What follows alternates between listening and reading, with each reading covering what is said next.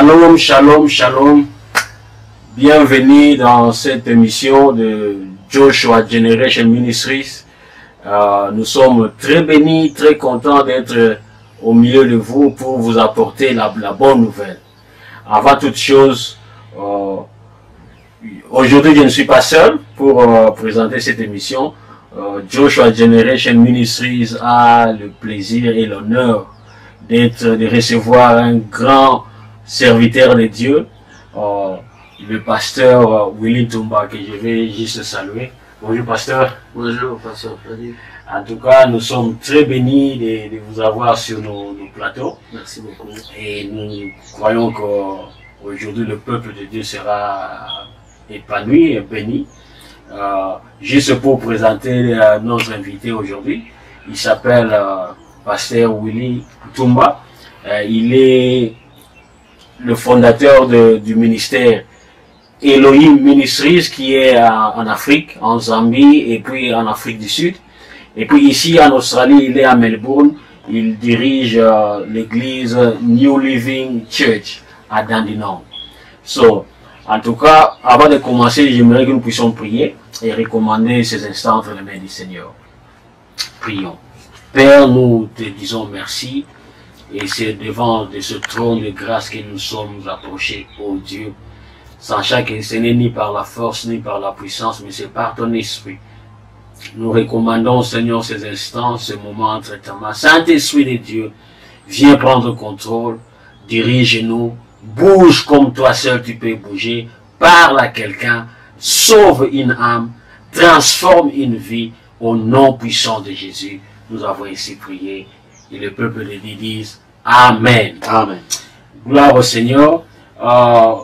Notre sujet que nous voulons développer aujourd'hui avec l'homme de Dieu, c'est la destinée. La destinée. Pour encadrer un peu l'exhortation, j'aimerais que nous puissions aller à la Constitution rapidement. Si vous êtes là, prenez votre Constitution. Nous sommes dans le livre d'Ésaïe, article 46, parce que nous sommes en train de lire la Constitution, alinéa 9 à 10. Je sais pas si vous pouvez lire ça pour nous. Vous avez votre Bible en français ou en anglais? Il est en anglais. En anglais. Oh, ben, je vais lire rapidement en français. 46. 9 à 10. Nous lisons au nom de Jésus. Souvenez-vous de ce qui s'est passé dès le temps ancien. Car je suis Dieu et il n'y en a point d'autre. Je suis Dieu et nul n'est semblable à moi. J'annonce dès le commencement ce qui doit arriver et longtemps d'avance ce qui n'est pas encore accompli. J'ai dit, mes arrêts subsisteront et j'exécuterai toute ma volonté. Amen. Ça, c'est Dieu qui parle. Il annonce que non, c'est lui qui prédit l'avenir, qui prédit le futur. Donc, quand je lis ça, je vois Dieu, il se comporte comme un boss. Donc, il dit donc tout. Donc, c'est moi. Avant que quelque chose n'y arrive, moi, j'ai déjà prédit cela. Ouais. L'homme de Dieu, amenez-nous un peu dans les profondeurs de ça. C'est vraiment quelque chose. J'ai béni Dieu d'abord pour le thème. La destinée. La destinée, c'est quelque chose. Bien sûr, on est en train de voir le futur. Mais une chose de la destinée, on peut l'influencer. C'est comme ça que j'ai compris sur la destinée. On peut l'influencer. Donc, influencer ça comment? Donc, vous passez des situations, il y a des situations qui vous arrivent dans la vie, parfois parce que vous avez choisi ce chemin-là. Vous êtes sur ce chemin-là, et on peut dire déjà ce qui va arriver. Pourquoi? Parce que vous vous trouvez dans ce chemin. C'est ça la destinée. Donc, la destinée, on peut la changer, on peut la transformer, on peut, voilà, La modifier. la modifier. Vous comprenez un peu ça? Je prends un exemple Dieu dit à Moïse, il dit que non, tu prends mon peuple de l'Égypte pour l'amener dans la terre promise. Donc, la marche, la sortie d'Israël de l'Égypte par Moïse, c'est la terre promise. Amen. Et Moïse ne savait pas que il allait s'arrêter en route. Il allait dans la terre promise. Oui. Mais voilà, chemin faisant, ils arrivent quelque part. Dieu a parlé à Moïse. Vous voyez comme Dieu est en train de parler ici. Dieu a parlé à Moïse. Parle à cette pierre. L'eau sortira. Mais Moïse, stressé par le peuple, la marche, au lieu de parler, il a frappé la pierre. Mais quand il a frappé la pierre, l'eau est sortie de la pierre. Vous savez, quand l'eau est sortie de la pierre, tout Israël, le peuple regarde à Moïse, mais on voit un vaillant héros. Donc même aujourd'hui, quand les hommes de Dieu prêchent, et Dieu se manifeste, vous voyez, il y a un regard que les fidèles portent sur l'homme de Dieu. Donc une considération. Oui. Mais Dieu n'était pas content. Voilà. Dieu n'était pas content. Et tout de suite là, la destinée de Moïse a changé. La marche a continué normalement. Le miracle s'est fait. Mais arrivé, je crois, à Monte Déborah, je crois, Dieu a dit à Moïse, tu vas monter ici, tu vas mourir ici, parce que tu ne m'as pas sanctifié à Mériba. Donc si je comprends bien, Dieu a déjà placé une destinée pour chacun de nous. Pour chacun. Mais pour y arriver, ça demande l'obéissance. Ça demande l'obéissance. Pour arriver à la destinée. Oui. Ça demande le chemin que vous choisissez de marcher. Amen. Donc ça demande une obéissance quelconque. C'est-à-dire, Dieu, vous savez, Dieu nous a créés, nous les hommes. Dieu nous a créés à son image. Nous sommes l'image de Dieu. Que ce soit ceux-là qui sont en train de pécher, que ce soit ceux-là qui sont dans l'église aujourd'hui, nous sommes l'image de Dieu. Amen. Quand Dieu a créé l'homme, c'est pour vivre avec cet homme dans l'éternité. Est-ce que tous les hommes vont vivre avec Dieu dans l'éternité? Il y a les hommes qui ont choisi leur chemin. Mais la destinée que Dieu nous a fait, c'est vivre avec lui, être avec lui. C'est ce que j'ai toujours l'habitude de dire, que beaucoup de gens iront en enfer gratuitement. Parce que le prix a été déjà payé pour que l'homme ne puisse pas aller en enfer. Mais le problème est que les gens refusent d'accepter le prix. Mais c'est pour cela qu'ils vont aller en enfer. Donc c'est gratuitement. C'est gratuitement. Donc, quitte à eux d'accepter le prix, qui est la destinée, comme vous venez de dire, de vivre l'éternité avec Dieu, mais les gens ont choisi leur choix. Ils ont fait leur choix. Homme de Dieu, commencez à lire, comme vous avez la Bible en français, hein. Jean chapitre 16. Commencez à partir du premier verset. Nous allons comprendre quelque chose. Allez en bas. Jean 16. Jean 16. Vous allez voir que la destinée, on peut À partir de quel verset? à partir du premier verset. Je lis. Je vous ai dit ces choses afin qu'elles ne soient pas pour vous une occasion de chute. Ils vous excluront des synagogues, et même l'heure vient où quiconque vous fera mourir croira rendre un culte à Dieu. Et ils agiront ainsi parce qu'ils n'ont connu ni le Père ni moi. Je vous ai dit ces choses afin que lorsque l'heure sera venue, vous vous souveniez que je vous les ai dites. Je ne vous en ai pas parlé dès le commencement parce que j'étais avec vous. Maintenant, je m'en vais vers celui qui m'a envoyé et aucun de vous ne me demande où vas-tu.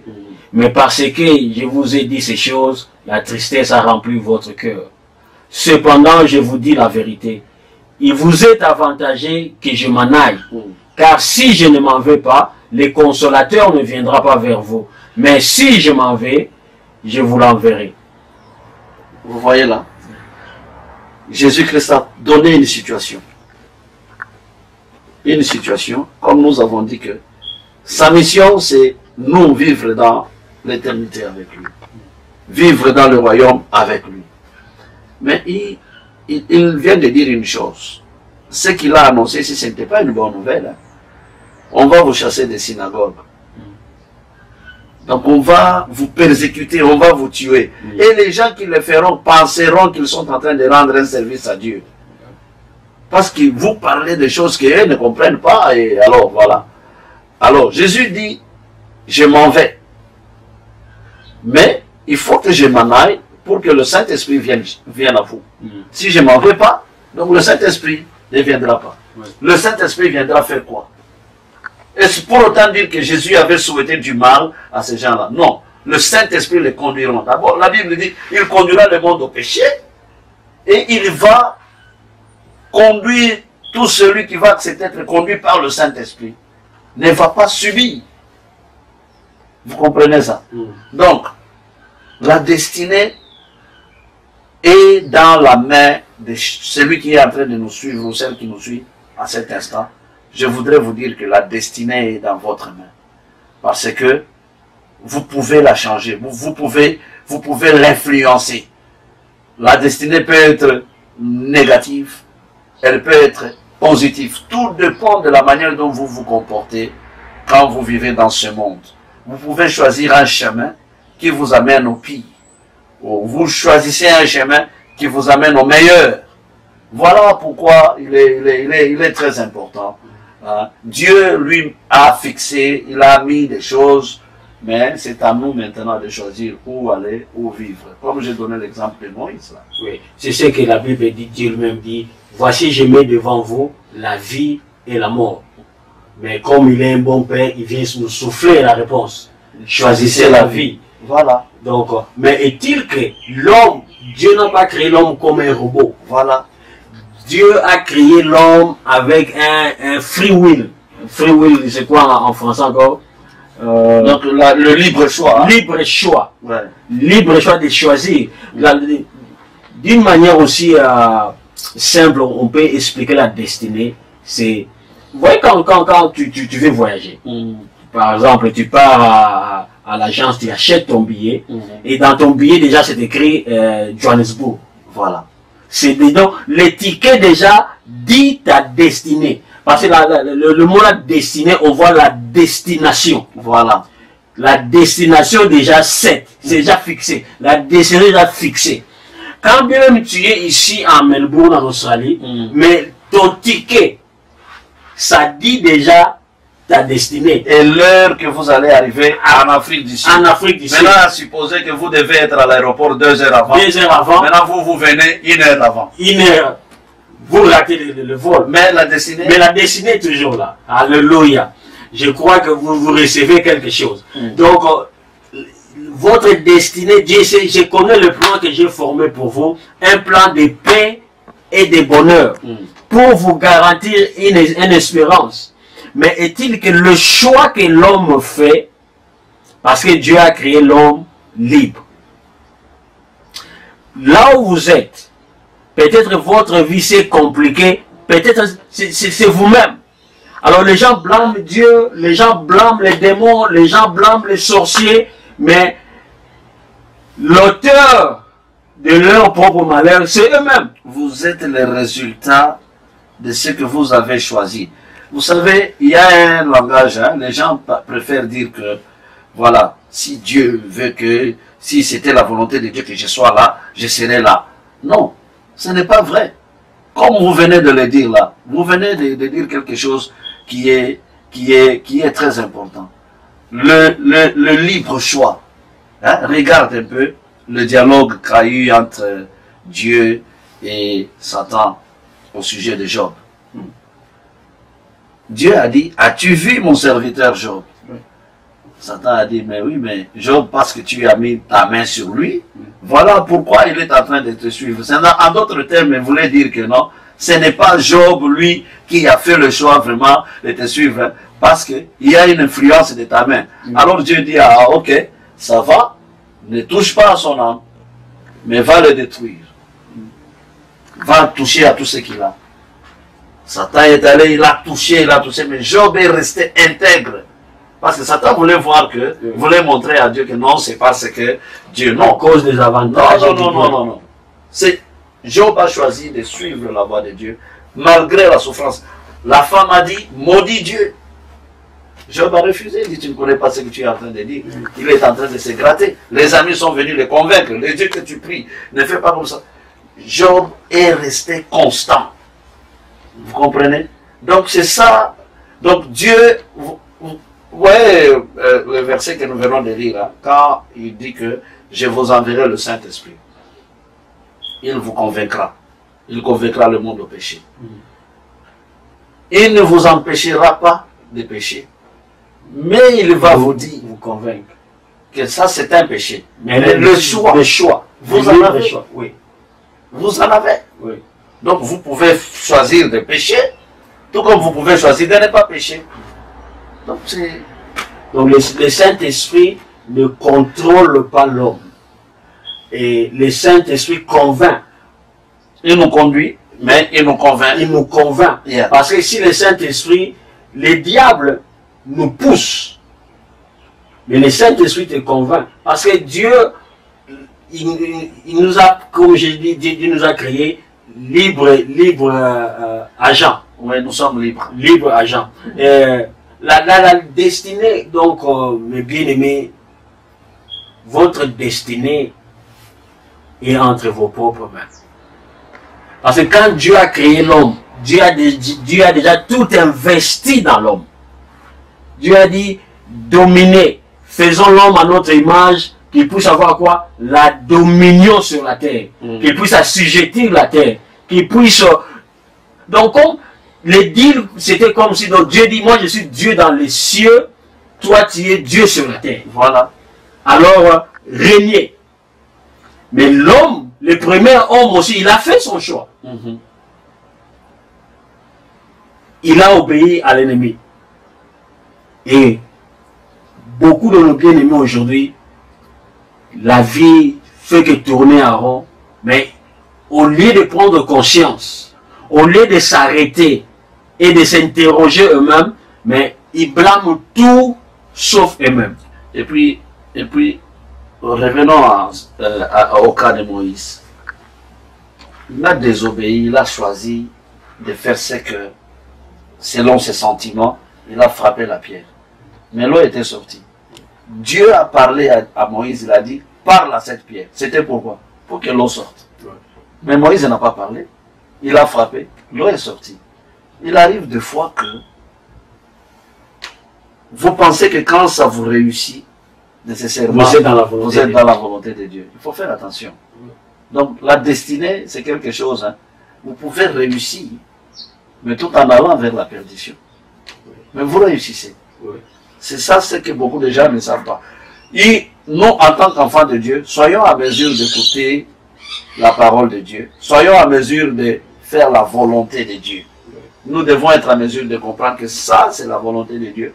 Ça, ce n'est pas la volonté de Dieu. Parce que quand nous pensons que quand ça nous réussit, bon, je connais par exemple, hein, bon, ça c'est un exemple banal, dans les églises, parfois vous allez voir, le pasteur pense que quand il est très prospère financièrement, donc c'est fini, c'est tout ce que nous avons comme objectif, mais c'est pas ça. Et quand les gens veulent gagner à tout prix, ils veulent gagner à tout prix. Dans l'église, ils veulent gagner à tout prix. Et de ce que j'ai compris, j'ai médité beaucoup sur cela. La plus grande stratégie de l'ennemi aujourd'hui, c'est de coincer les gens financièrement, d'appauvrir les gens financièrement. Vous allez voir même des nations, les gens vivent sous la pauvreté totale. Cette stratégie, afin que les gens puissent glisser, rentrer vers l'ennemi, pour avoir une, entre guillemets, solution. C'est pour cela, tellement qu'il y a la souffrance, et l'ennemi maintenant vient avec une solution, entre guillemets, qui n'est pas une solution. Vous allez voir des gens entrent dans les occultes, dans les sciences occultes, parce qu'il y a une facilité. Il y a des gens qui ils sont en train de se compromettre même leurs valeurs, juste pour avoir un travail. Pour avoir une promotion, il faut sortir avec un boss. Voilà. Alors ce sont des soi-disant solutions maintenant que l'ennemi vient proposer juste pour amener l'homme à la perdition. À toi, mon bien-aimé qui nous suit, voilà ce que l'homme de Dieu, Freddy, vient de parler. Quand vous choisissez de suivre le diable, d'aller dans les loges, dans l'occultisme, ça, ce sont des vases crévassés. On a parlé par Moïse.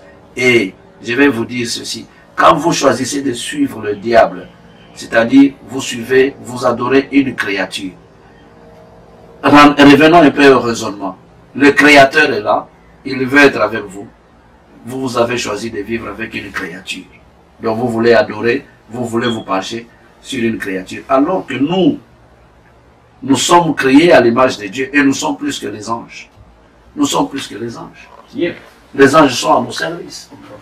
Parfois les anges ne savent pas, vous savez, les anges même pour décrire ce que Dieu est en train de faire, les anges les décrivent au travers de ce qu'ils voient Dieu faire avec nous. Oui.